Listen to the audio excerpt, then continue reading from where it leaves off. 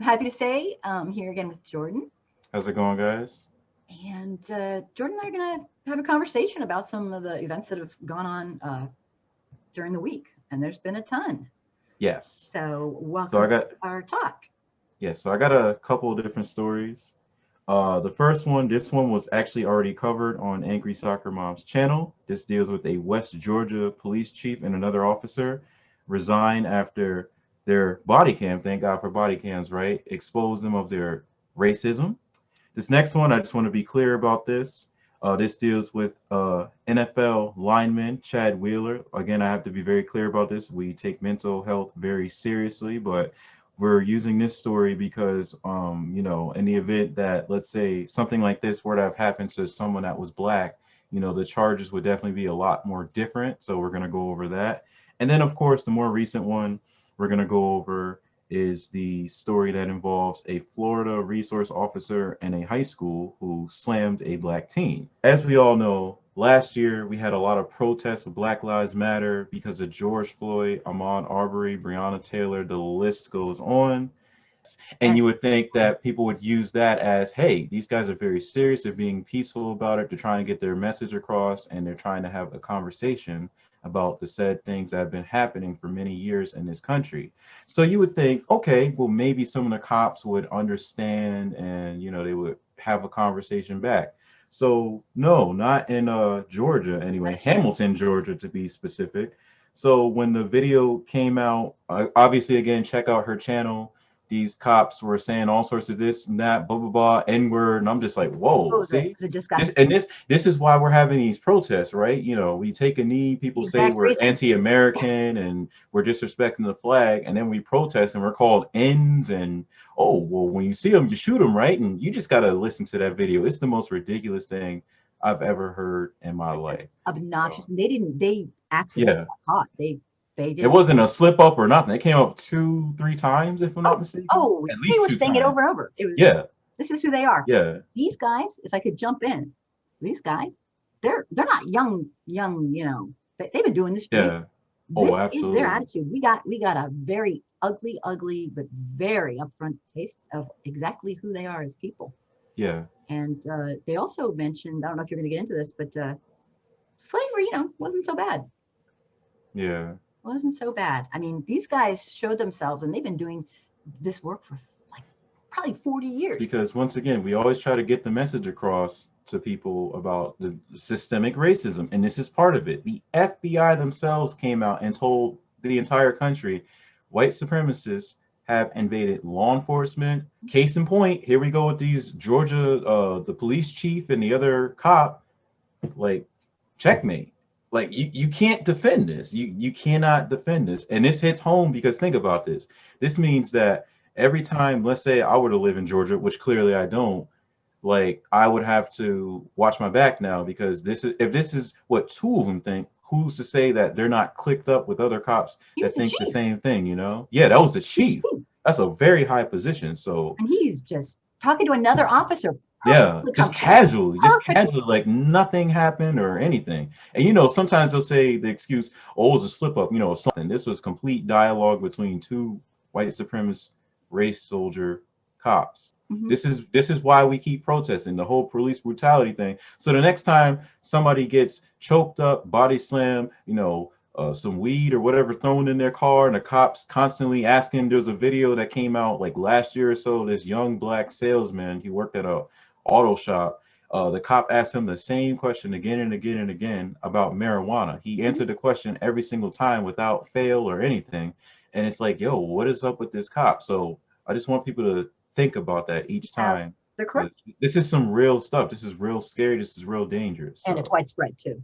Police in America, their origins were that of slave catchers, and it really yeah, hasn't changed that much. The culture has been corrupt as hell, and the culture has been absolutely racist as hell. Police in America have come up from as slave catchers and basically always been the gatekeepers of racism.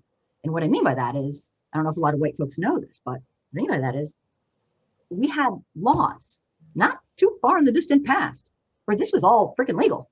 All this stuff was legal, you know? yeah, Jim Crow and black codes, and this was absolutely legal. Mhm. And who do you call when somebody dares to want a sandwich, the same sandwich you have at the same place, and to buy something or at a Yep. restaurant? You call the police. Or they want to rob you, or they shoot you, or accuse you of something. Think about it.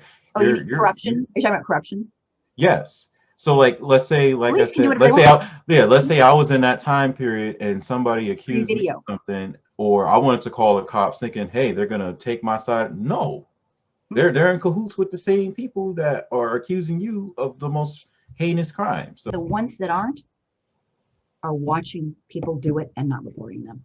yes. Sure, there's the innocent person probably that does go into policing thinking he can do good for society, but that means he doesn't know the culture. There's the blue line where you don't cross it. And it's an extremely, extremely corrupt Yeah. organization. We've allowed it. Being accused of doing a crime shouldn't mean a death sentence.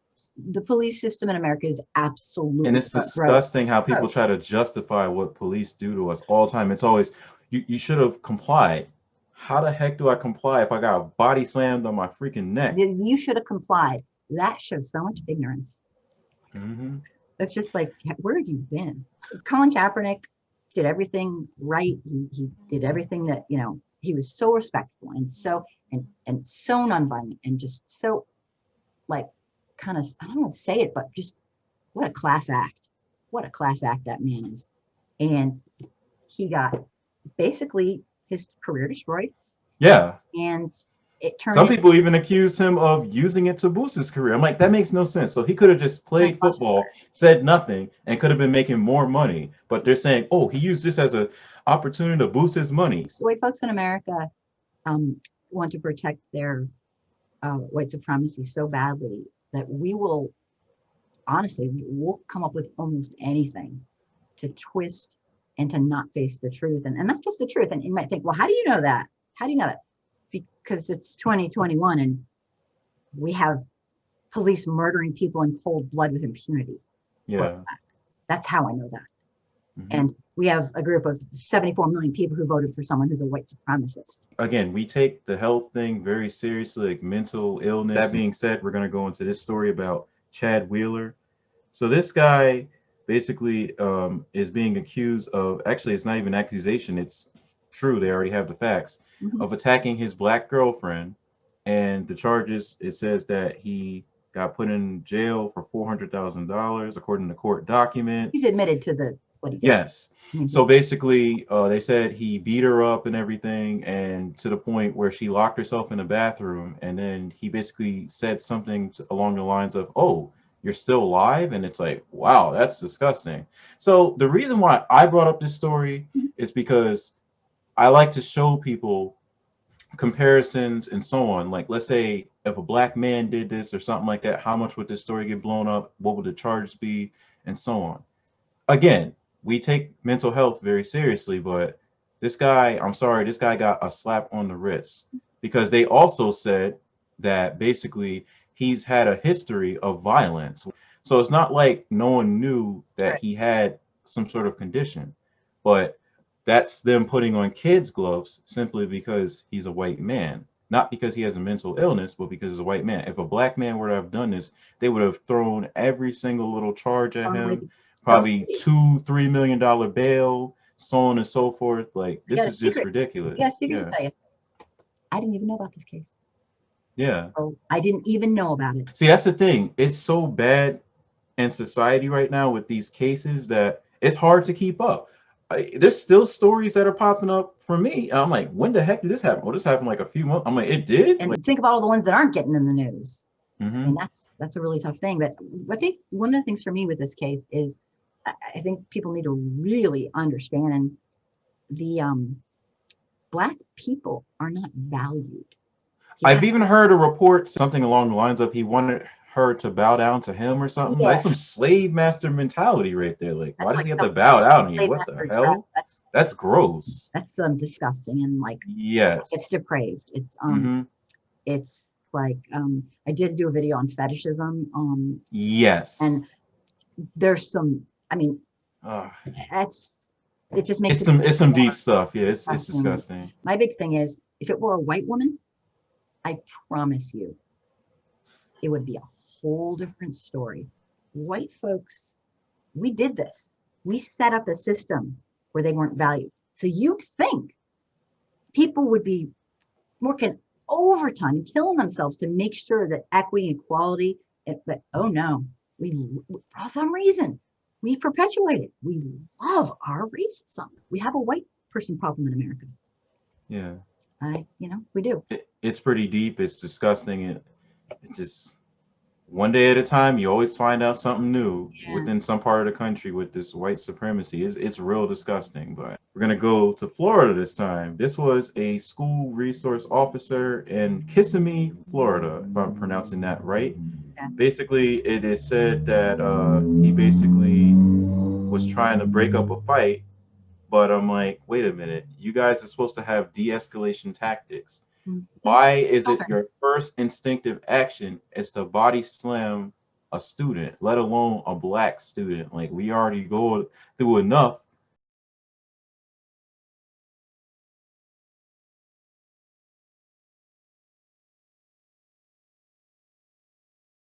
This is why I don't think there should be any sort of police or resource officer, whatever you want to call them, on school grounds, because there is such a thing as the school to prison pipeline. Absolutely. You guys don't know about that. Like, you do the littlest thing, someone could get into like a little fight or whatever. Again, people are kids. Yes, people will get into fights. That doesn't mean that you need to throw them in prison over that. They're in school. They're in there to learn. Yes, there's going to be some disagreements, but that doesn't mean that, oh, let's teach them a lesson. Let's body slam them. Let's send them to jail for fighting. Like, as a former teacher, special ed and regular ed, we're trained to de-escalate that's what my master's degree is in, behavioral management, the classroom behavioral management. We're trained ourselves to de-escalate.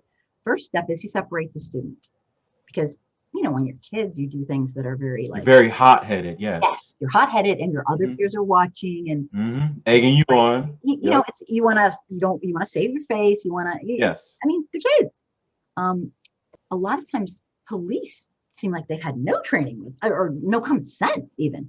And one of the things that was most disturbing, I'm kind of jumping around, but like he weighed like 300 pounds. Yeah. Understand that he weighs more than enough that he didn't even have to even slam her. I understand if he kind of held her but didn't squeeze her or whatever, like let's say they were like going at each other, you kind of keep both students separate. Okay, but the WWE suplexing and like, really? Is that necessary? Like, what was that for? It's ridiculous, because even when she got slammed, he was still putting all his weight and pressure on her, put her hands behind her back, and then like handcuffed her. It's like, that's not even necessary. He was out of anger. He was doing that out of anger. Like, how dare, see, that's not professional.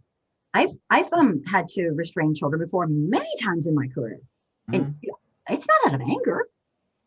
You don't do that out of anger. That's not right. You do the very minimal that you have to do to stop. I mean, you don't do it because you're pissed. It's not about you. You're the professional. That was horrific. And this is not the first time. This is not the 10th. This is not the 100th. Oh, absolutely not. This is disgusting. There was a video years ago, like you mentioned to me before we started this video, where the student, she was in distress and the cop just came and just dragged her out of that desk. I was like, man. She wouldn't leave her seat. Yeah. He attacked her with basically as if she had murdered somebody.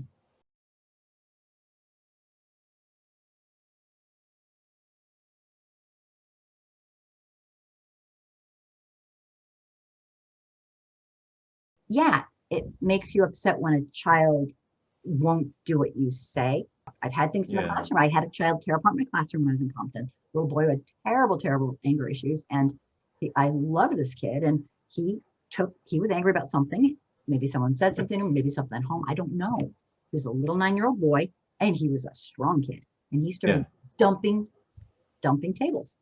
Wow. And so I thought, okay, first thing I'm going to do. And because I'm lucky enough to have the training and the common sense, I guess, I said, all right, guys, we're all going to leave. And I wanted to keep the kids safe. So all my kids filed out the door.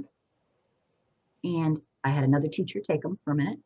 Just standing there. And I went in, and he was calm, and he was very sorry. And he lost it. And I got to talk to him and work with him. And I didn't attack him. I didn't tackle him to the ground. I didn't act like a fool. Another reason I brought it up is when I was growing up, again, I already told my story about me moving and stuff. Mhm. My second state was Pennsylvania, and when I went to high school there, I always thought it was weird, but I was like, why is there like a little mini police barracks on the campus? Like You that's have so police weird. on your Yeah, on the that's school grounds. Yeah, that's so. I'm like, that's so weird. Why are there police in here? those days. Like, Wow. like, yeah, like I was like, is something supposed to happen or something? Why are there police here? Like, I don't know about you. Like, when you grew up in school, did you have police Oh near God, your no, school? no, never. I think about that nowadays with considering like how the children are treated now by these cops and all that. And I'm like, there we know what the answer is to that. The school to prison pipeline. You mess up the one time, you get into that one fight, they're ready to just arrest you and hit you with that criminal record, and You know, there goes your life. You can't do anything. it's something that a normal child would do. Like my Yeah. the boys and some of the girls, and when I was in Compton, the kids fought once in a while. Hmm. When I was on the playground, I was out there alone with God, probably for 300, probably 300 kids. We Yeah. break up a fight here and there, and we break it up, and they were friends before we could blink it on. I mean, they're children. It's these are normal things that are being criminalized. These are Hmm. normal children's behavior that are being criminalized. I know you know about this, but I'm not sure if people listening know that these police are now in all the schools, and they're these resource officers, and they're supposed to be there to thwart any person who would come in with a gun or whatever. And Hmm. but what they end up doing is not that, not even close to that. They end up their arrests, and they're being used as disciplinarians for normal behavior. They're being used to get children into the system. And you know who those children are who are caught in the school to prison pipeline are Black, brown, indigenous children. Yes. And it's overwhelming. The statistics are overwhelming. And I so, also wanted to mention, I went to a protest last year. It's my first one ever, during all the Black Lives Matter protests and all that. And some of the organizers of that protest were actually students. And one of the things that they actually wanted, because we marched to the Sanford Police up here, they wanted to actually come up with a petition so that way they can remove school resource officers from the school. And of course, in typical fashion, they denied all of it and everything. We know, but that's the thing. We always have the communication. We say why they shouldn't be there and so on and so forth. They don't give a crap about it. They just want to keep the status quo, keep the same old nonsense going, and so on. And there has been reports of the police in that specific area, whether it be at the school or not, that they have done some pretty racist things. Like people have come up during the protest and have spoken and said some of the things that they went through in that particular area. And it's just like, you guys are seriously cool with that? Like, there's so many things going on in this country. yeah, People are trying to tell you, like, hey, what are you guys going to do about that? And even with the petition, and they didn't do anything. So yeah, this is a it's like a never ending battle. powerful, powerful system of white supremacy. It was it was what started our country. It's much more powerful than any one of us. And to end it, some things like to end something, maybe you'll say, well, 40% of the people want it. No, this is going to have to be grassroots from the, you see, Yeah. from, it's going to have to be a real uniting of people who see it together. And that's the only way, because they are not going to give up their power, their white supremacy power. It's going to have to be taken. It's not going to happen by being nice to everybody and treating them the way you'd like to be treated, which is a good thing. But that isn't going to dismantle a system that's been in place forever in this country. 10 teachers were asked to sit in this room and observe children from a video, basically. And they were told that one of the kids, they weren't told which ones, one of the children at the table was naughty and they were little kids. So I say naughty because they were like 6 years old. Come on, they're babies. And so all the teachers were given the same information that they're supposed to figure out who the naughty Naughty kid is. is. And these four little adorable kids are sitting at a table. And what the experiment really was it was for the teachers. It wasn't really what they had said. It kind of fit to the teachers. What they were really doing was none of the kids were naughty. They were all great kids, not known for doing any, having any behavioral issues. But this just said it all to me. what they did was they were monitoring the teacher watching from the other room on their monitors, where their eyes went, where their eyes were focused. And there were 4 kids and they were sitting right across. So you could tell they were a little bit apart at a round table. And lo and behold, dominantly, every teacher was watching much more than would be normal, the little black boy at the table. Yep. And it was off the charts. And that is how ingrained this is. Yeah, that's how indoctrinated some people are. They hear Yep. black, the term black. What is black associated with? It's associated with death. Dark. It's associated with something Evil. bad. Like The only when good you thing is die. black belts. Black belts. Yeah, black belt. Yeah, but think about it. Everything You're good at. Think about that. Black belt. You're good at. If you had to be in a violent situation, you'd be able to take someone down. So even then, it's like. Even then, it's kind of scary. Right. Yeah, when you get married, you wear white. It's like white is always associated with it's good, it's great. You know, Black when it's is black, when you black. die, what does everyone have to wear? They have to wear black when you die. It's like, think about it. You go to a shooting range, the target is black. Like, come on, guys, really? Like, it's really bad. It's so indoctrinated into American culture. Like if you look at stuff like that, and you're like you just kind of pointed out, it's unbelievable. If you really get into it and look, it's unstinking believable how indoctrinated we are.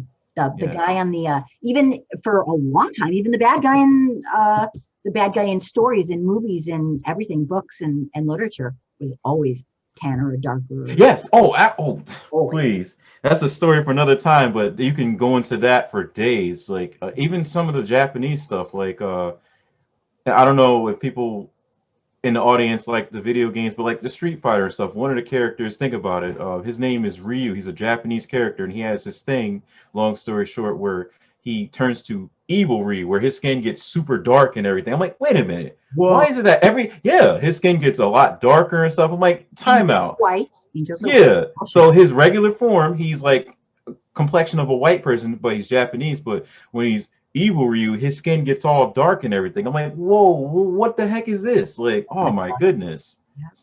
Oh wow. But yeah, we got to do this again sometime. These were really good. Next week. I do appreciate you bringing me onto the show again. God, you know what? We got to do this every week. I like what you did.